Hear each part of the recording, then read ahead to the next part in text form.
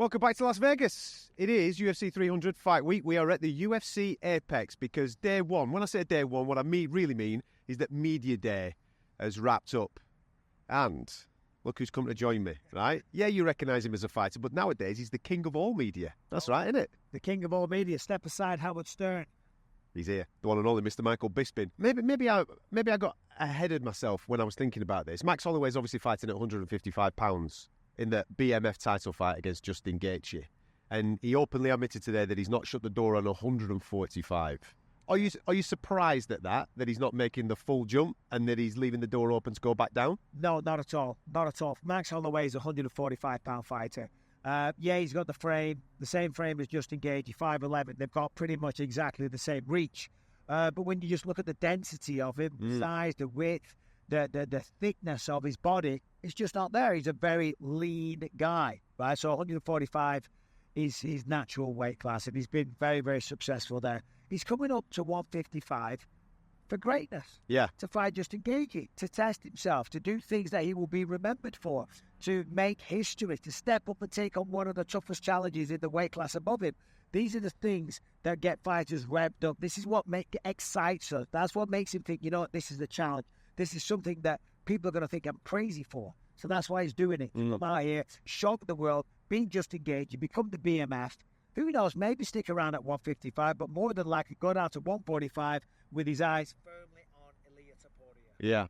Yeah. One thing that you've been telling me about for ages, about this particular fight, and I kind of saw it a little bit today, is the animosity between Yuri and Alexander Rakic. Right. Don't like each other, do they? They do not like each other, but what did you see? Well, I think Alexander Rakic called him a fake samurai. Correct. That was first up. And then Yuri responded saying he talks too much and started giving it a little bit of back and forth. I can really see that when tomorrow comes around and we're doing a proper press conference and we see them all on the top table, because those 26 fighters, by the way, are on the press conference, but I think those two might have a little bit of a go with each other.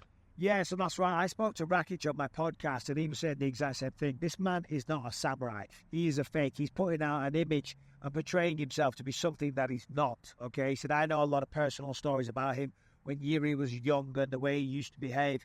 To be fair, Yuri, I believe, very open that he made mistakes as a young man, as many often do. You know, he's been very honest about that. So, look, listen, when you're going to fight somebody, you find a reason to dislike them. Not everybody, but sometimes certain people do. I did, clearly. Rakic is doing that same thing. You know, you got to look at this person as your enemy. You find a reason to dislike them, and you latch onto that, and you make it even bigger. Of course, for Yuri, he's offended that Rakic is offended, so they're not liking each other. They're talking a bit of smack. They're going back and forth. It's making the fight way more interesting. We're already looking forward to it. On paper, this was already a sensational fight. Yuri Prochazka, of course, the former champion, crazy knockout power, great takedown defense, and a truly original style. He is an original person in the sport of mixed martial arts where the entire globe is represented. Every martial art is represented. But this man's different. You know, he claims to be a samurai, but he's from the Czech Republic. He has a crazy hairstyle. He has a style of combat that doesn't look like it will be effective because he's so wide open, his chin is in the air and all the rest of it, but he is incredibly effective. Yeah. Whereas Rakic is a bit more, a bit more orthodox, a bit more run-of-the-mill. I don't mean that as an insult. I mean, he's just a bit more of what you usually expect. There's two gigantic men, two men that are two of the best light heavyweights on the planet, and it will be a tremendous fight. How excited about this card are you? Listen, it's crazy, isn't it? It's crazy. This card is probably the best fight card that's ever been assembled, and that's throughout any sport. And of course, people always point to and say, "Well, you work for the UFC," you know. Well, I have an opinion. Do you know what I mean? And I stand by that opinion. Show me a boxing card that's had this many champions off from top to bottom.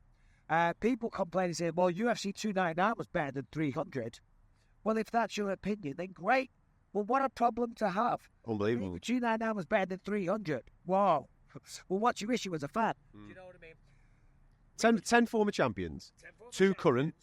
The first fight of the night is two former champions, Cody Garbrandt and the Davison Figueiredo, right? That's going to be a ridiculous fight. Top to bottom, as it goes through, all these fights are truly compelling. Yeah. World class, big names, extremely popular people. fighters that the fan at home can look at the screen and resonate with straight away. Because that's often the thing, right? You watch a fight, let's say a big boxing match, you know, we had Ngannou versus Anthony Joshua just recently. Everyone's excited for that. A lot of people, the undercard, the early prelims, they have no idea who they are. They'll watch them as they're passing the time. They'll have a beer. They'll talk to the mates. They'll make a phone call. They'll have an argument with a wife, whatever the case is, right?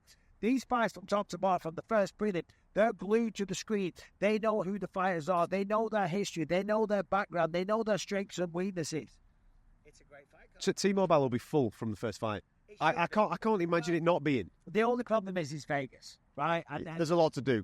Well, no, it's not that there's a lot to do. Like, they're so used to having big fights here, and like the cool guys, Vegas, you know, we're strutting for the main card, man. You want to be rock stars. You do get rock stars, rappers. You get Donald Trump.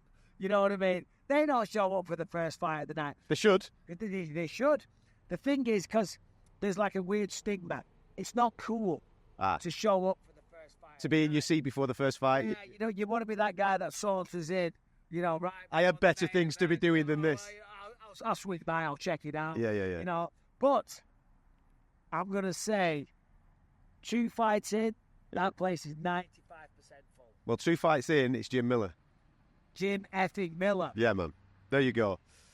Listen, it's stacked, top to bottom, and there's going to be many more of these reviews. My mate Nick Peake's going to come and join me on tomorrow's show. We're going to try and speak to the interim heavyweight champion, Tom Aspinall. He arrives in town as well. The who's who of the UFC world are in town for UFC 300. Make sure you subscribe to the talkSPORT MMA channel. It's getting bigger. It's getting better. We've got the count on. What more do you want?